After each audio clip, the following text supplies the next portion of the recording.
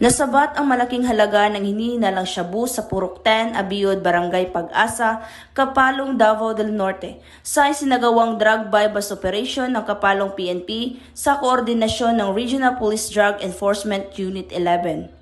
Kinilala ni Police Major Joel Cesar Vicente Cabe, Chief o Police ng Kapalong Municipal Police Station, ang suspect na si alias Janjan, 32 anyos, walang trabaho at residente sa Purok 2, Abiyod, Barangay Pag-asa, Kapalong, Davao del Norte.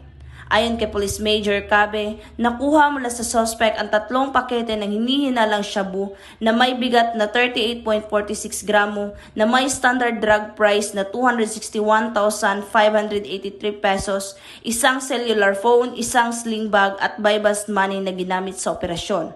Mahaharap ang suspect sa kasong paglabag sa RA 9165 o Comprehensive Dangerous Drugs Act of 2002. Ang mga nakumpiskang ebidensya ay nasa kustodiya na ng Kapalong Municipal Police Station para dumaan sa tamang disposisyon.